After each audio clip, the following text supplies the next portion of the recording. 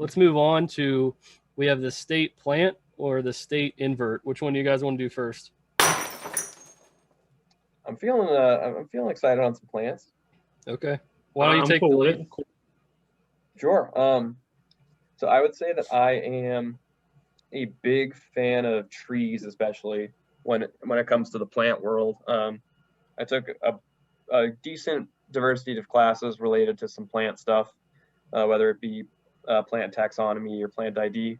But my favorite class related to plants was probably dendrology, which is, for those of you who don't know, the study of trees. And that involved me having a big assignment for the whole semester where I had to go out and find, I think that ended up being like over 80 different tree species and documenting them all. So I learned a lot of trees. And yeah, I mean, there's some species that I just fell in love with. And there's a bunch of examples of cool trees I could tell you, but there's certainly some species that I think of when I think of South Carolina. And the one that comes to mind especially, I actually don't know what the South Carolina state tree is, but I'm going to look it up real quick because I'm curious. But my choice, the sable palm. Oh, that makes sense. Yeah, so the sable palms aren't even trees. Interesting. The sable palm is this is very interesting. So the sable palm is apparently our state tree, which is on our state flag. The South Carolina state flag is a sable palm with a little crescent moon on it. It's a really pretty state flag, but that is not what I would choose for my state flag or my state tree. If I were to choose a state plant, not only would it be a tree, but it would be the longleaf pine tree, which I think is arguably one of the coolest trees from the context of ecology. For those of you who don't know, longleaf pine is a species of pine tree that has in the name longleaf pine. Its needles get to like 18 inches to 2 feet long. They are huge, just giant needles. Super beautiful tree, and I'm sure, Aaron, you could throw up some visuals in the post editing to show some people what that looks like. But yeah, they're just a totally gorgeous tree. They're super cool, and they exist in these longleaf pine savannas where instead of being in a dense forest, you have these just super spread out savannas of these trees. So it's like a big grassland with the longleaf pine kind of intermixing. They're home to the gopher tortoise, which is the only native tortoise east of the Mississippi.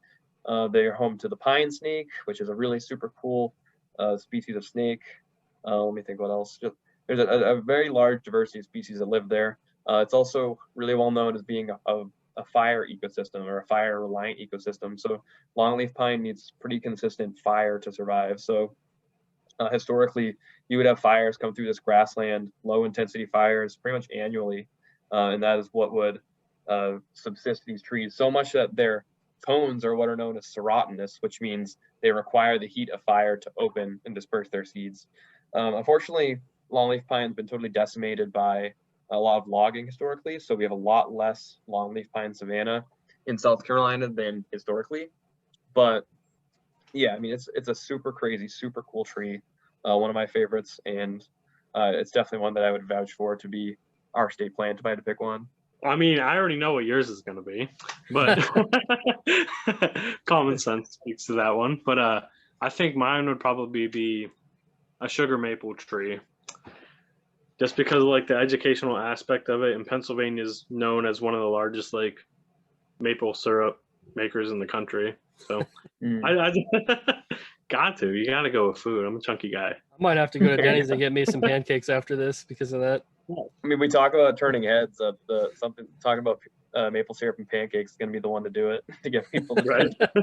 We got to find a frog and other things that are associated with maple, and then we'll be good. There you go. Discover a new species for your thesis. Just called the maple frog. Yeah, the maple syrup frog. Exactly. The Honey Smacks frog might have a problem with that. Oh yeah. Okay. Yeah, you got to go with that one for that reason alone. Well, if we're all picking trees here, maybe another time we'll do actual like flowers or something. But sure. If we're gonna do trees, I'd probably pick something that neither of you really knew that I even was interested in. But I'd pick the river birch, and the reason why is because it's a very beautiful looking tree, and it's starting to become a popular tree that people grow in their yards from landscaping places. And I think it's really cool because anytime you could get people on a commercial level to want to put something native in their yard, even if it's from Eastern Pennsylvania, and there's very scarce populations here. They don't know if they're native or if they were introduced, but anytime you want to bring over a native in the same state, like that's a big deal. And the fact that we have so much interest in the river birch now compared to, I don't know, like just random trees that people were growing in their backyards that really don't do a whole lot. At least the river birch, whenever it flowers, it could be pollinated by stuff, and it could provide shelter for a lot of animals. I know that they're not a very long-lived tree. Birch, though, can't you also eat the bark off of birch trees? I believe so. I don't know I if you wouldn't can. heard that. I didn't know that. I don't know if you can for the river birch. I don't know what it would taste like. Yeah, they say that birch bark tastes like root beer or something. Yeah, I know. Something I loved to do growing up was I'd find black birch, Betula nigra, and I'd just take like my pocket knife, whatever, scrape a little bit of the bark off, and give it like a kind of like scratch a sniff. And always have that root beer scent to it. I always loved doing that growing Yeah, up. yeah. So probably the river birch. I'm actually growing one in the backyard where I created Nice. those artificial pools.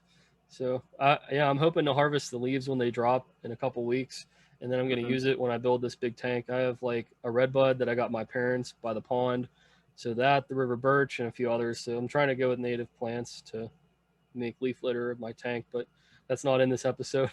So we'll explain about the 240 native Pennsylvania tank another time.